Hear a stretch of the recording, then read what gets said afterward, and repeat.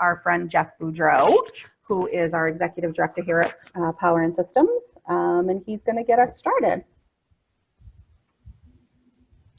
Great. Thank you so much, Michelle, and welcome everybody. We're very excited about our first virtual trainer gathering. For anybody that I haven't met or haven't talked to before, I'm Jeff Boudreau. I'm the Executive Director of Power and Systems, and we are so excited about offering these virtual trainer gatherings to the Power and Systems community. We really think it's a great way to deepen expertise, share best practices, and to really address the pragmatic issues and challenges that come with working, doing this work in the organizations that we serve. In fact, to use our terminology, I would say this is a great example and a great opportunity for us to integrate, to come together, to integrate, and to really work together collaboratively to ensure that the Power and Systems community is really a robust system. So we're really excited about that. Just to give you a little context, this is just one of many things that we're doing. As the executive director, I'm really passionately involved in supporting and leading the growth of this organization. Virtual trainer gatherings are just one of many things that we're doing in our attempts to really energize the system and build on the impact and the relevance of this work. So I just want to briefly, I don't want to take away from the workshop at all or from the virtual training gathering at all, but just briefly mention that in case you haven't been exposed to it, we're doing a lot of work to update trainer manuals, PowerPoint slides, so we'll be publishing those soon on our website. We're doing a lot to update our website as well. We're working also on a trainer directory where trainers can choose, if they want to load up their profiles and be able to connect more easily with others who are doing this work and really share, again, best practices and answer questions and all that sort of stuff. So we're trying to really invest in the connectivity of this community. We're working on updating the design of the When Cultures Meet workshop. In fact, I just did one for the New England Human Resources Association for 40 senior HR leaders with Marsha Wesley Coleman yesterday and the day before. And we tried out some of the new designs and they're working really well. So we're anxious to share that with everybody. I'm really excited to announce, if you haven't heard this already, from some of our constant contact communications, that we're bringing the Power Lab back. So on March 31st through April 5th of 2019, we will be conducting a Power Lab on Cape Cod, in the traditional place where we've done many Power Labs over the last several decades. So very excited about that and all of the experts who are helping to make that happen. And it's a really great example of tapping into the system. And then we also have a face-to-face gathering. We're not stopping those in spite of the fact that we're supplementing them with virtual. We will be having a face-to-face trainer gathering in June of 2019 in London. So those are just a sampling of some of the things that we're doing to really keep things exciting and moving forward here at Power and Systems. So really, again, excited about today, as well as all the other things that are going on. To turn to the business at hand, I'm really happy and grateful to introduce our two facilitators today. As I said, I want to get right to the meat of this session. The title of the program, obviously, is Exploring the Boundary Between the Personal and the Systemic. So this will be a great deep dive in terms of really looking at this through a couple of different lenses. And our facilitators, we're really lucky to have both of them, are Nancy Aronson out of the great city of Philadelphia, Pennsylvania in the US. Yay, Philly. And John Waters from the lovely shores of Southern England. Both are members of our leadership integration team, which if you're not familiar with that, it's a group of 10 people who are distributed worldwide who are expert practitioners in all things power and systems, and they play a very important stewardship role for the power and systems community and the body of work that we're all advancing. So both of these people are deeply expert practitioners and master facilitators. I want to publicly thank them for generously sharing their expertise and wisdom. And over to you, Nancy and John. I'm going to put myself on mute and enjoy the session with everybody else. Well, here it's still good morning, but wherever you are in the world, good whatever. I'm Nancy Aronson. I'm delighted to be here. This is a prototype, so there's the spirit of experimentation on this, and I hope we can stay in partnership around it. I want to take a minute or two just to frame what we're going to be doing and how John and I were thinking about this. In the message, we talked about this, power and systems in the invitation. It's an inside-out job. So what we sort of meant by that is that we think that our ability to sell the organization workshop, or when cultures meet, or bring this work to the world is really greatly assisted by our own experiences with the framework, with the models, with the stances, etc.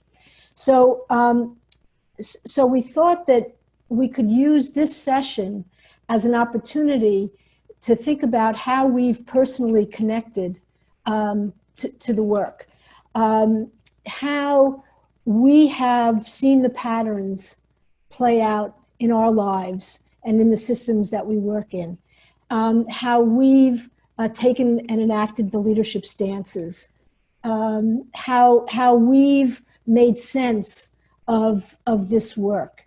And we know that each one of us does that differently and has our own experiences, and that's the richness of being able to share that together. John wrote a blog post that I found quite thoughtful and inspiring and had me continue thinking. So what we're hoping is that we can share our experiences and how we've come to understand this work from our own personal perspective. And how we thought we would start is just with, we're going to put you into breakout rooms so we can share together. But the first question we thought was even starting with what first attracted you to this body of work. So maybe, John, I'll ask you to respond to that first, and then I'll respond, and then we'll throw people into some breakout groups. Sure. So what attracted me first was a story, and it was a personal story I heard back in 1998, and it was a story of a father and what he had learned on going on a program which was called the Power Lab about his relationship with his two boys. So it starts with the personal. And what he'd learned was how for years, unwittingly, he had been disempowering his two boys in what he described as a disempowering top-bottom relationship. I mean, I wasn't familiar with that language at that point, but I was a father, and a keen young father of a 2-year-old. And I thought, I want to have some of that. So that's what got me into it. And as we were planning this question, I thought a bit more about it this morning, and what sometimes, and so I signed up for the Power Lab, just to be clear, and I did the Power Lab, and it was great. But this morning, thinking about it, sometimes I think there's unconscious motivations, and perhaps often, that drive us.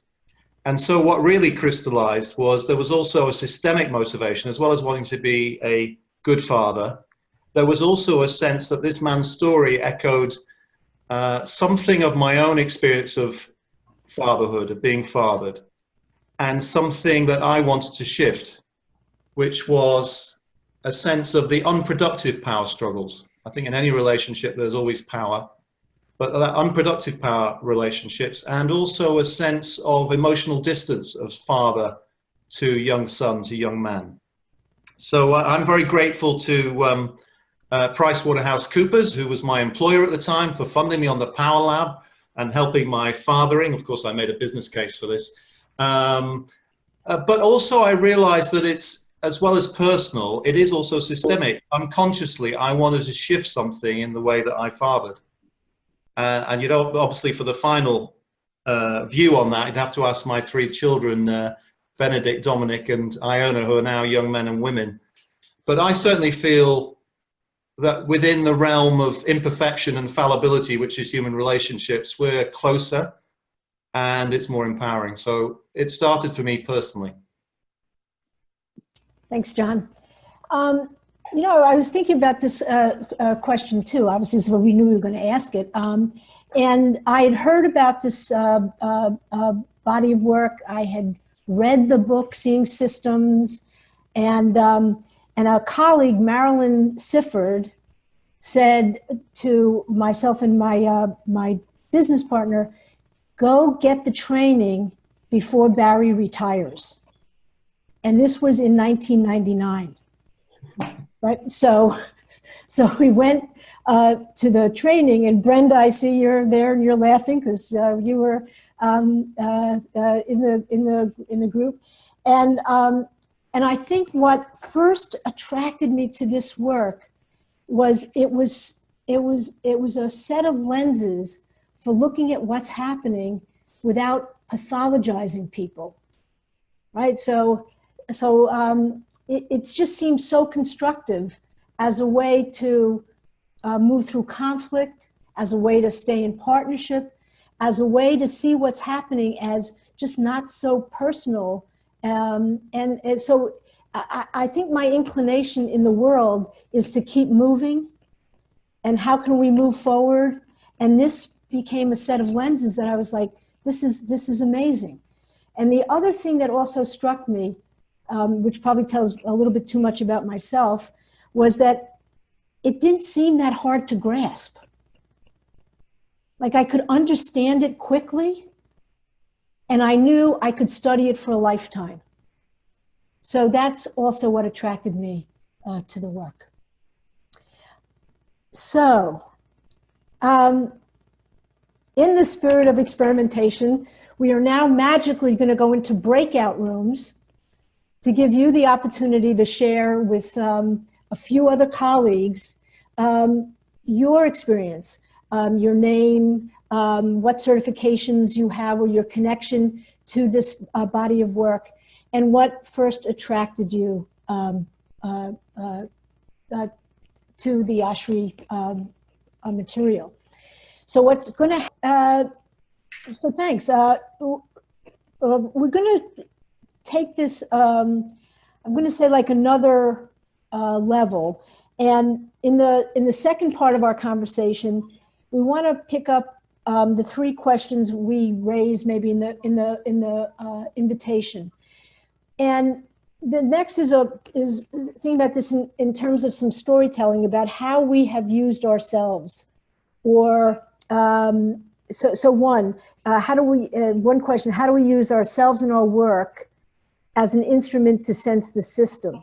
So said sort of like another way, examples of when you've used these frameworks to figure out what's happening so that you could stay in partnership with other people.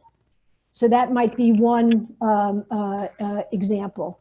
Another it maybe has to do with the center ring and sideshow. How do you catch yourself or manage the tensions or triggers in yourself when you want to blame others or withdraw? And the third, it's just asked another way, what is most meaningful about these frameworks now in your work, in your life? So how is it helping you navigate challenges? How does it help you have a positive impact? Or in Barry's words, how does it help you make happen what needs to happen in a system? So, you know, again, there's like lots of different angles you could take it at. And if I were to share an example from myself, there's two. One is a little longer, and one is just a very quick example. The one that had a lot of emotion for me was a number of years ago. As my mom aged, she hit a point where she needed to move into a nursing home. So if you can imagine, one day she was doing all the activities of daily living. The next day she wasn't. So she'd been hospitalized, yada, yada, yada. Anyway, so we brought her up to, my brother and I brought her up to Philadelphia, and we brought her into a new setting. And I have to say, from the minute she got there, I was clueless about how to navigate this. And I realized very, very quickly that I was going to have to go into partnership with the system, right? Because I mean, I was like, I can't even find the words to describe to you what the experience was. But anyway, so we're at the first CARE conference. And so it's all the people that interact with my mom. And my brother was on the phone and I was in the room. And at the end of giving me the update, giving us the update on my mom, the head nurse looked at me and said to me, "So, Dr. Aronson, do you have any questions?" And it was like the seeing systems like jumped out of my mouth, and what came out of my mouth was, "Yes, I have a question, and my question is, how can I help you support my mother?" Now they paused and they were like, "Pardon me, what was that question?" And I sort of said it again, and what I found out afterwards, like they had never experienced anybody ever asking that kind of question. Right? So that was one. And then the second was realizing that I had to learn how the system worked. So I spent a lot of time, and I'm going to say something that sounds so, that everybody sort of knows, but I learned, for example, not to ask for anything at shift change. Like how the whole routine worked so that I could be in partnership, not only supporting my mom, but being sensitive to the whole system. And it made the experience quite satisfying and productive, really. And it helped end my mother's, this is going to sound a little crazy, it helped end her life in a way that she was part of a community and that our family was part of a community. So that's one quick example of the application. The next I want to say is professionally. I do a lot of strategic work with organizations where you're coming up with iterations of designs and what they want to accomplish in a like intensive 2-day strategic meeting.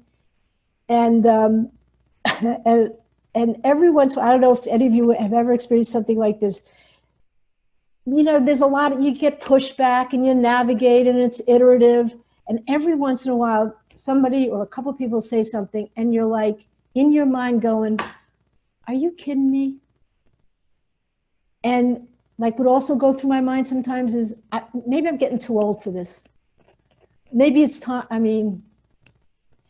and what I've learned is to just not have any expression and not say that out loud, right? Because I am in the sideshow big time.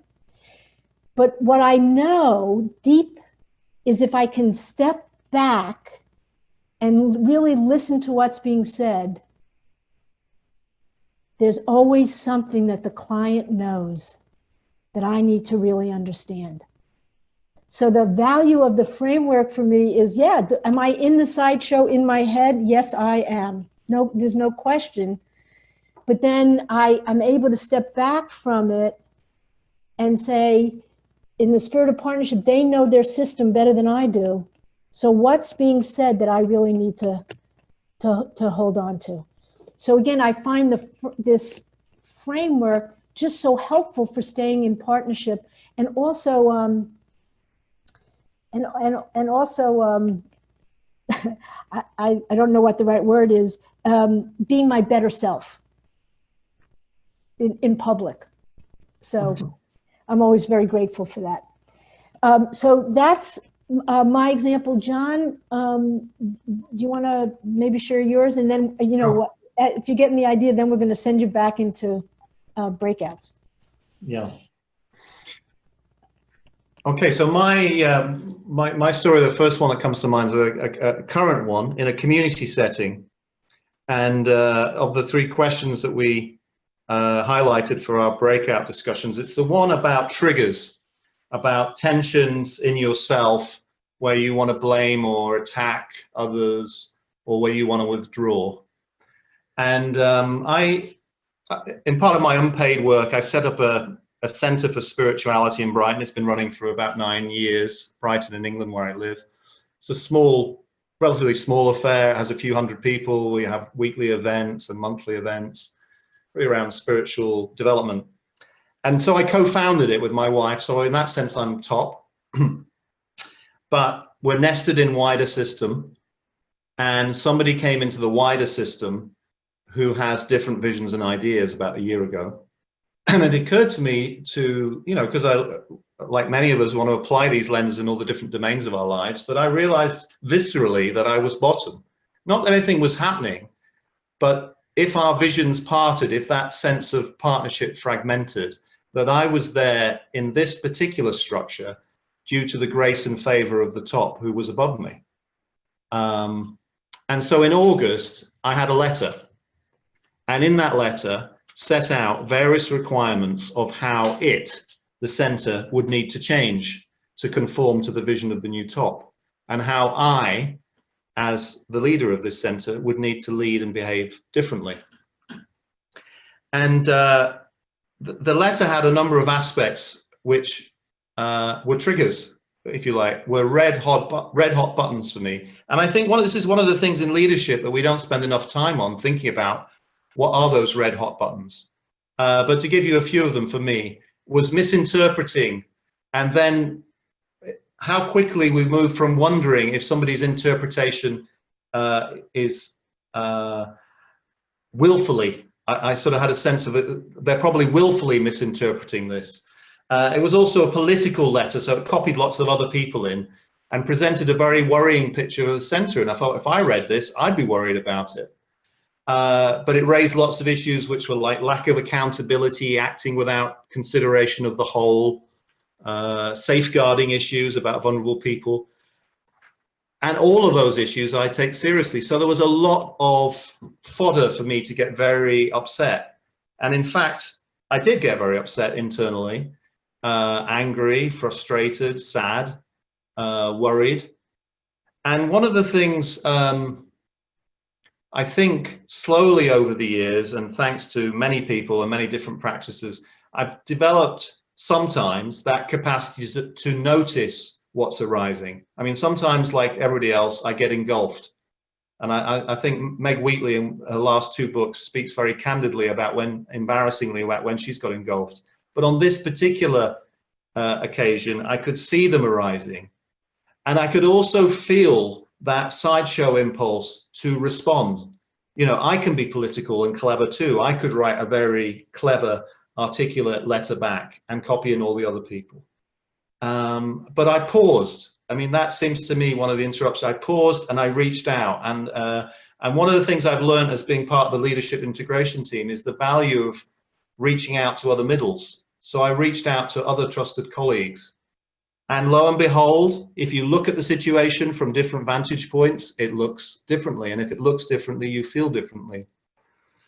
So I think we did a pretty good job. We've moved the center. Long story short, we've moved the center. And there's a lot more to say about it. But the reason I share the story is because I care about the center. I set it up. I put a lot of my unpaid time into it. It's close. And so to be on the receiving end of that arrow coming down into your world in a very triggering way was right material for how I would respond. But I think it's not just about the right way to respond. It's also more effective. We ended well. So we paid attention to the personal and the collective. We gathered people. We celebrated what we'd achieved. We shared our feelings, but we also, I framed my response systemically. So we moved well and we transitioned to a new place very well. Okay, that's probably enough of a fragment. You want to say more, of course. There's more, isn't there? But let's go into, Michelle, could you share the slide? We want to provide an opportunity, 20 minutes, for you in small groups to share your stories, a story which may speak to one of these. It might cover a couple or one. And so roughly you've got about 5 minutes each. We'll be in groups of no more than 4. And you'll get a 5-minute warning and then that 1-minute countdown and you'll be automatically brought back. So have productive and interesting conversations. And if you're in a new group, of course, you could spend a moment just introducing yourselves. But yeah, rich storytelling. Michelle, over to you. If you're in gallery view, you'll see everybody. And if you want to switch, if you're not familiar with Zoom, if you go to speaker view, then whoever's speaking pops up larger screen, so you can toggle even in this last half hour. So thank you, Michelle. What we've put in there is a question which we're going to do. We're going to take 3 minutes just individually, and Michelle will put us all on mute in a sec, to ask the question and just put it into the chat window. So just type and hit to everyone. What was the most important thing that came out of the discussion for you? What was most important from that discussion? And so we'll just take a couple of minutes to type and see what comes out.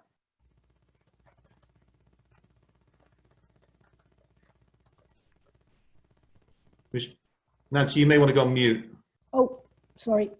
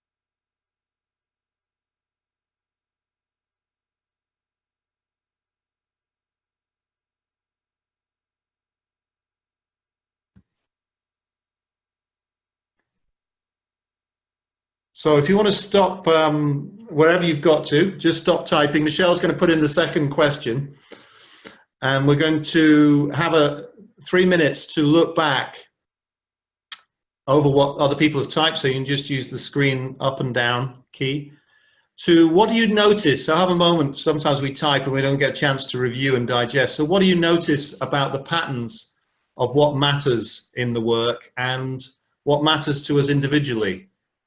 So just looking at the pattern question, what's the pattern that shows up in these comments? And again, we'll just take, we're not going to do that verbally yet. We'll just take 3 minutes to do it silently. Just a bit of reading and noticing.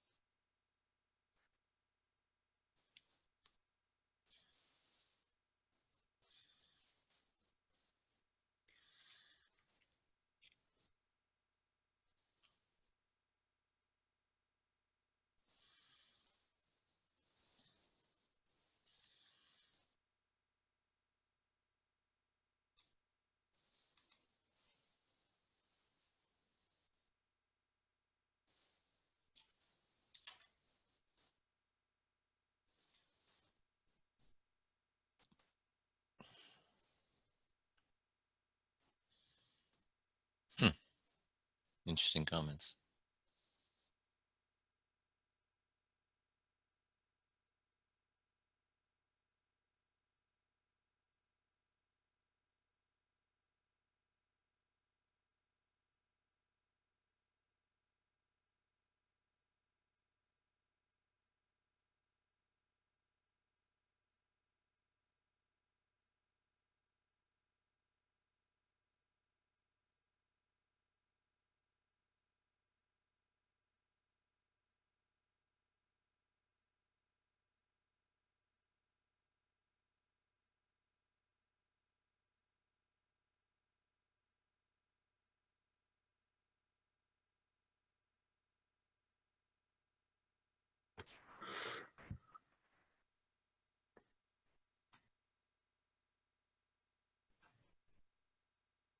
So we've got about 9 minutes left. So this is very typical. You can tell we're in an oshery gathering because it's like very precise about how many minutes there are. There's 3 minutes. Now we'll do this in 2 minutes, and we'll do this in 1, and we'll give you 1.5 for this.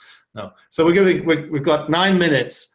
So this is more just like, yeah, what would you like to share in bringing this together? What you maybe have noticed from these patterns, or what you're left with at the end of this session in terms of exploring the boundary between the personal and the systemic. So feel free just to unmute yourself and start speaking. And if we're in speaker view, that person will pop up. So don't wait for the invitation.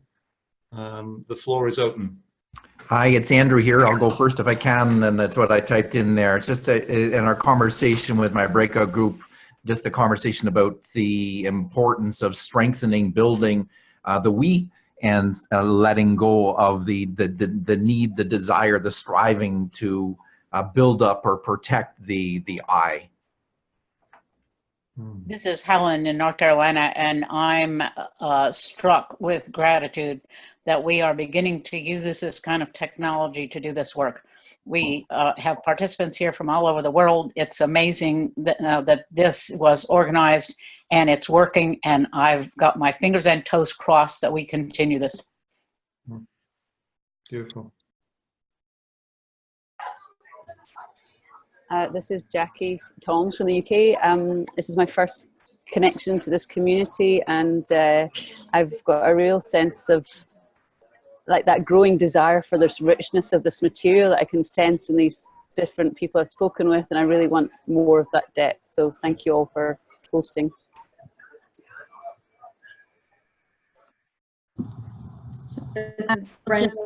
Oh, I think, am I next, Tracy? So Tracy in Texas. And the one thing I'm really struck by is this idea of, it would be interesting to have some kind of personal tools, like some kind of journaling exercise or a journaling workbook or something where I could start to look at my own behaviors, my triggers, how this shows up, and how I might use some of the concepts in just these interactions to help me get more centered, get back in the center ring. So I'm just thinking, gosh, I think it'd be interesting to have like a journal or an activity workbook, something that I could use on practically a daily or weekly basis to keep it fresh and keep it relevant. I'd love to piggyback that. It's great on that. This is Brenda. It's terrific to be in community around this. And one of the things that's been living in me lately is if anyone has designed a version of the organization workshop that takes it out of the business realm and puts it more in a realm that we could bring to our next generation, our kids. You know, I just think about the impact of children understanding these concepts at a younger age, where relative to things like vulnerability and bullying and you know, personal responsibility. So it's nice to have a community of people to maybe think about that with. Great.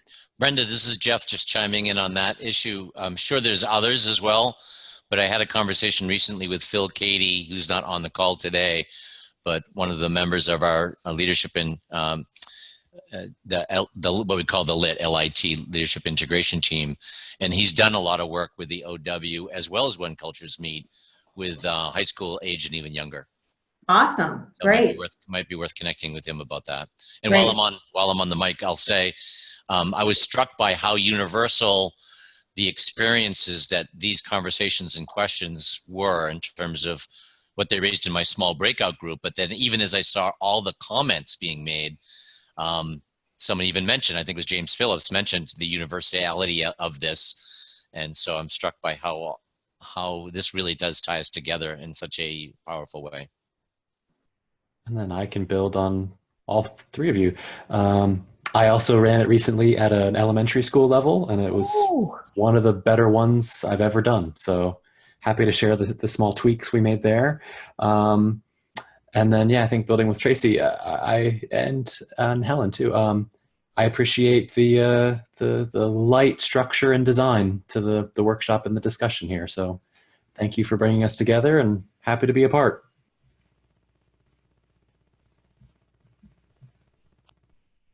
This is Zippy, and I am so excited because I was on the planning for the last year and, that we met in Vancouver, and we all said we needed to do something more than just this yearly piece. And two of my committee members are Lily and David are on this phone call, and so hip hip hooray for us for making this happen, and may it continue. The other thing that Serge reminded me of is how, and this relates to Tracy, how important our meditation practice is. So because when I was doing something for the coaches where I work, I asked Barry about mindfulness, and he said everything he does is related to mindfulness. And I think that's something that needs to be cultivated in our community, is the awareness. So I'm real excited about all of this. We have to stay awake. We just have to stay awake. As the current situation in America proves, we have to stay awake. Right. Okay, that's it. Zippy, I was thinking about, I think there's a quote from the guy from Hanover Insurance: the success of the intervention depends on the interior condition of the intervener. So how do we keep doing the inside work so that we can do the outside work? Exactly. Yeah. We can't do one without the other. Right. We just can't. Right. Not and be effective.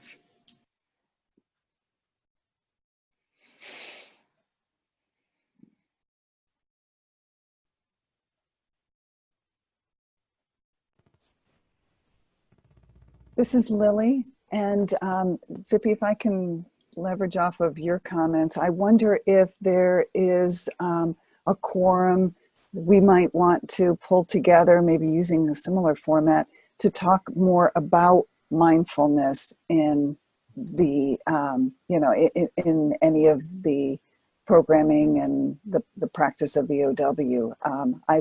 I've worked with it a bit in a couple of components, and I've always wanted to talk with others who I've heard have been doing similar work like that. So just put it out there as another potential topic or subgroup to, kind of get the network pulled together around. So with a spirit of action inquiry, of moving into noticing something and then doing or being something different with it, I'd like to suggest we might even take a minute of quiet before Jeff picks up the last phase. And maybe in that pause moment, just because sometimes with these calls, they can be very rich, and then you dash into the next thing. And just in the 60 seconds, just to see what's settling that's important for each of us. And just to notice that. And with mindfulness, is to see what touches us at the level of the heart, of the spirit, and of the mind, of the hand. Just what's arising in those different dimensions. And let's just take a minute, and then Jeff will pick up for the last bit.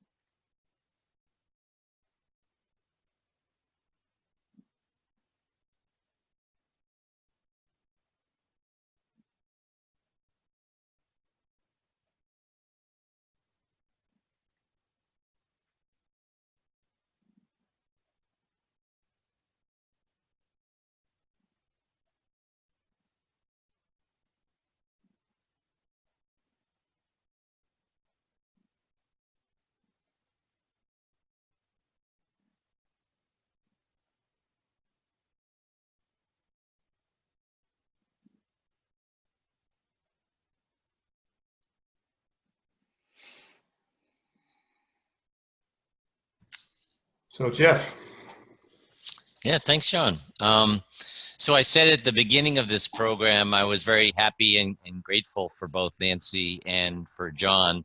And if possible, I'm even happier and more grateful now having gone through this experience. And I mean, it would have been easy for John and Nancy to fill up an hour and a half with their wisdom and their expertise, and they were more than capable of doing that if they had chosen to. But I really think the choice they made to really involve everybody to the degree they did was both really powerful and brilliant at the same time. So thank you not only for your leadership on this first virtual trainer gathering, but also what you're role modeling in terms of really building the sense of community, because it worked really, really well in my opinion. And I hope other people feel the same. So I guess in closing, I would say thank you again. What a great journey it's been for the last 90 minutes. It flew by. Each breakout session, we were literally watching the clock tick down, like we have 3 more seconds to cram in that story. And there was at least one cliffhanger for us. I don't know about for any of the other groups that we still want to know more.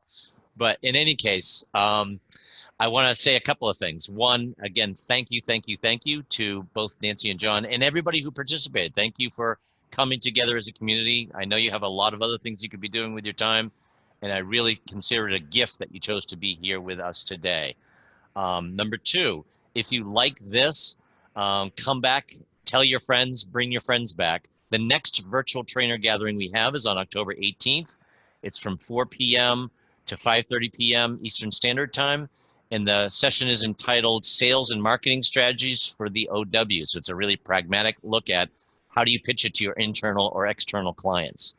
And this will also be facilitated by 2 members of our LIT, the Leadership Integration Team, and also expert practitioners, Kevin Purcell and Paul Mitchell, known as Mitch, who hails all the way from Australia. So we're really getting the international flavor continued. So the last thing I will say before turning it over to John or Nancy, if they want to say anything, is for all of the participants, again, thank you. And be on the lookout Monday for a brief follow-up survey. We'll be delivering it via the Survey Monkey app. And we would really appreciate and value the gift of your feedback. So I hope you got as much out of this as I did, or maybe more. And thanks. Back to John or Nancy or Michelle, whoever's appropriate to close this out, if there's anything else to say. Okay. Well, impromptu. I mean, I always associate Nancy with improv. We had this fantastic, wonderful moment of improvisation at the last face-to-face gathering. So we're into the unplanned part of the 90 minutes here. So what I'd suggest, Nancy, is there anything arising in each of us, having sort of held this question, that we might want to share by way of closing? And before we do that, I've got one advertorial, which is, 2, which is, one is the face-to-face gathering, to pick back up what Jeff said at the beginning, in June in London, because the wonderful improv session was at the last face-to-face gathering in Vancouver. So we're crossing continents and crossing the water and welcoming the gathered community to Europe. And still nice to talk about that term, Europe. So that's June next year. And also the Power Lab. I mean, the Power Lab's come up a little bit in the conversation. So 31st of March to 5th of April next year, opportunity for the Power Lab again that Jeff mentioned. But I just wanted to say, just to touch into in that moment of pause, something that might be personal, might be systemic. Who knows sometimes, as the comment said, where the boundary is. But I noticed in myself and in the call, again, a wondering, how do we create the conditions where what needs to be said can be said? How do we create conditions together? And I think that can be, we've got a lot of know-how between us, a lot of practical wisdom of how to do it. Sometimes it's just doing it. And as somebody said in the last closing comments, when we come together and integrate, we tap into that collective wisdom. So I think there's 2 things there. And then third thing is, I think these times call for us to be bold. And I felt an invitation in the spirit of in the gaps between what was being said, is a real desire, both in me, but I felt in the group, to talk about what's important, what needs to be talked about, and what do we need to work on together. And I think that's the real potential of our network, both face-to-face and virtual, that we create the conditions where we can support and challenge each other and tap into this wisdom that's there, and the heart and the spirit energy and the practical doing, the hand energy. So that's what I encountered and was reminded of in this last 90 minutes. So thank you to everybody for showing up, because there is no call unless we show up. As we say in the Toot, invitation number 1, show up in the broadest sense of that word.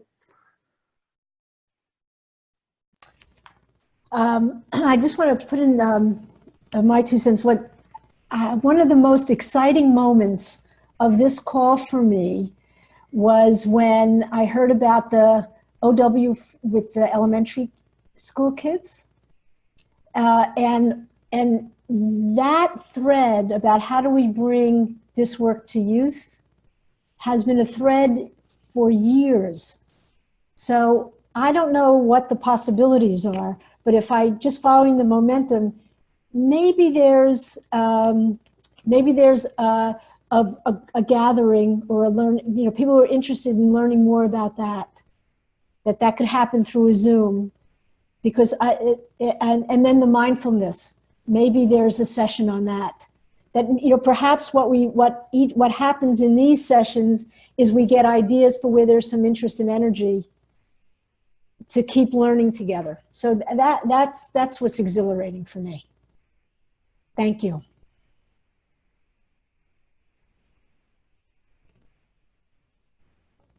From other technologies, what they say from open space, when it's done, it's done. So I declare this session complete, unless Michelle has something else to say. I have one more thing to say. I want to draw everybody's attention to the thing that John Hovell just wrote in the chat, which is, he said not only was it successful, but it earned the most money he's ever seen to do that youth-based OW. So not only is it important work worth doing, but there's actually money in it. So hey, it's a win-win. Sorry, over to you, Michelle. Anything to wrap it up? I just wanted to say thank you, everyone, so much. It seems like everyone got quite a bit out of this, so I'm hoping that if you're not signed up for our second one, that you will join us as well. And I hope that we can continue doing this. So again, thank you so much. All of you, Nancy and John, thank you, thank you, thank you. Hey, and thanks for your tech wizardry in the background and support of us all. All right, take care. Have a wonderful day, everyone. Bye-bye. Bye. Bye.